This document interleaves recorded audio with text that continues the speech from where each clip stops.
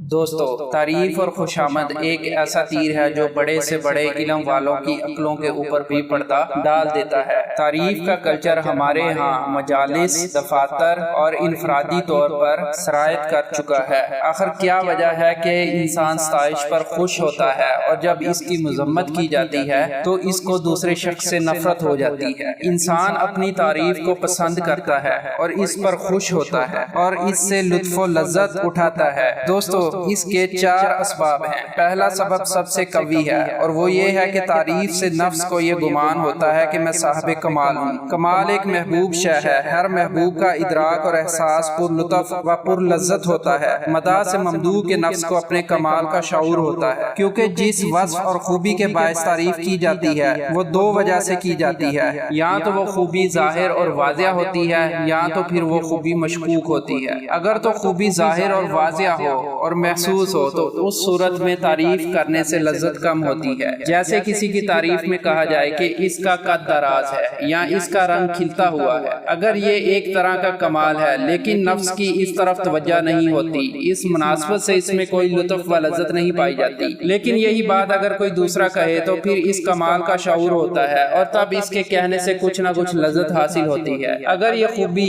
ایسی ہے کہ جس میں شک کا عمل دخل پایا جاتا ہے تو اس میں لذت زیادہ پائی جائے گی، جیسے کسی کے علم کے کمال، تقوی کے کمال یا حسن مطلق کی تعریف کرنا۔ یہ ایسے اوصاف ہیں کہ جن میں بندے کو اپنے طور پر یقین نہیں ہوتا۔ بالعموم اپنے حسن کے کمال، علم کے کمال یا تقوی کے کمال میں شک و شبہ رہتا ہے۔ وہ اس بات کا منتظر و مشتاق ہوتا ہے کہ کسی طرح سے یہ شک مٹ جائے، کوئی اسے یقین دلا دے کہ اس خوبی میں اس کی مثال کوئی نہیں۔ اس توصیف اور یقین دہانی سے اس کے نفس کو اطمینان حاصل ہوتا ہے۔ اس کمال کا یقین ہو جانے پر لذت اس کی بڑھ جاتی ہے۔ جب دوسرے کی زبان سے اپنے کمال کے بارے میں انسان سنتا ہے تو اس کے دل کو تسکین ہوتی ہے۔ سب سے زیادہ لذت اس وقت حاصل ہوتی ہے جب کوئی ایسا شخص تعریف کرے جو ان اوصاف کی بصیرت اور آگاہی رکھتا ہو اور وہ تحقیق کے بغیر بات نہ کہتا ہو۔ جیسے کوئی استاد اپنے شاگرد کے صاحب عقل و دانش اور سمجھداری کی تعریف کرے تو شاگرد کو اس سے انتہائی درجے کی لذت حاصل ہوتی ہے۔ اگر بےہودہ اور غیر تحقیقی بات کہنے والا اس طرح سے تعریف کرے یا یہ کہ اس سے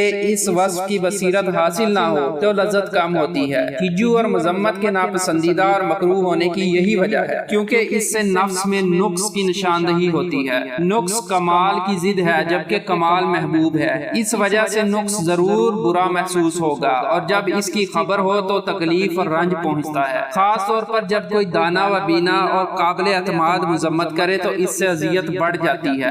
دوستو، اس کا دوسرا سبب یہ ہے کہ کسی کے تعریف کرنے سے یہ معلوم ہوتا ہے کہ تعریف کرنے والے کا دل ممدوح کی ملکیت بن چکا ہے، اس کا مسخر و معتقد ہو چکا ہے۔ انسان کو دل کی ملکیت بہر صورت پسند ہے۔ جب یہ علم ہو کہ ممدوح میرا معتقد ہے اور اس کا دل میری مشیت کا تابع ہے تب لذت حاصل ہوتی ہے، بالخصوص جب ایسا شخص تعریف کرے جو زیادہ قدرت رکھتا ہو اور اس کے دل کے مسخر ہونے سے زیادہ نفع حاصل ہو۔ ایسی صورت میں خوشی اور لذت اور بھی زیادہ ہوگی، جیسے حکام یا دیگر اثر و رسوخ والے لوگوں کے دلوں کی تسخیر کا معاملہ ہے۔ اگر کوئی ایسا شخص تعریف کرے جس کی کوئی قدر و قیمت نہ ہو، اسے کوئی طاقت و قدرت بھی حاصل نہ ہو، تو ایسے شخص کی تعریف سے لذت کم ہوتی ہے۔ ایسے بے قدر و قیمت شخص کے دل کا مالک بن بھی جائے تو کیا عجب، ایک حقیر چیز پر قدرت ہی تو پائی ہے۔ ایسے شخص کی تعریف ممدوح میں ناقص قدرت کو ظاہر کرتی ہے، اس وجہ سے ہجو اور مذمت بری لگتی ہے اور اس سے دل کو رنج بھی ہوتا ہے، اور اگر اکابر میں سے کوئی مذمت کرے تو رنج اور بھی زیادہ ہوتا ہے، کیونکہ اس صورت میں ایک بڑا مقصد اور بڑا فائدہ ہاتھ سے جاتا رہتا ہے۔ دوستو، اس کا تیسرا سبب یہ ہے کہ تعریف کرنے والے کی تعریف اس بات کا سبب بنتی ہے کہ سننے والوں کے دل بھی مسخر و معتقد ہو جائیں، بالخصوص جب تعریف کرنے والا ایسا شخص ہو کہ جس کی بات توجہ سے سنی جاتی ہے اور اس کے کہے پر اعتبار کیا جاتا ہے۔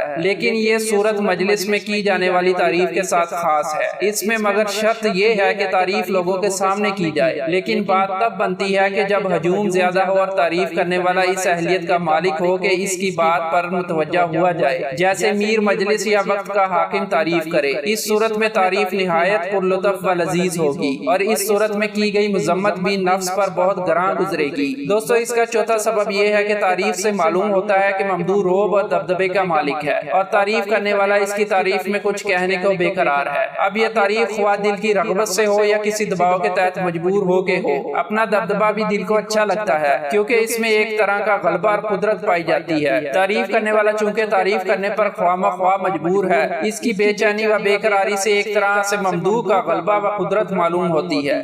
اس طور پر ممدوح کو اس تعریف سے لذت حاصل ہوتی ہے۔ تعریف کرنے والا اگرچہ ممدوح کے لیے ان اوصاف کا معتقد نہ ہو جن کی بنیاد پر وہ اس کی تعریف کر رہا ہے، لیکن وہ اس کے غلبے و قدرت کے باعث تعریف کرنے پر مجبور ہو۔ اس سے صاف ظاہر ہے کہ تعریف کرنے والا جس قدر قوی ہوگا اور تواضع کے طور پر تعریف کرنے سے منکر ہوگا، اس کی تعریف سے اسی قدر زیادہ لذت حاصل ہوگی۔ اب یہ چار اسباب ایک ہی تعریف کرنے والے کی تعریف میں اگر جمع ہو جائیں تو اس سے نہایت درجے کی لذت حاصل ہوتی ہے۔ اگر یہ اسباب جدا جدا ہوں تو ان کی لذت بھی اسی قدر کم ہوگی۔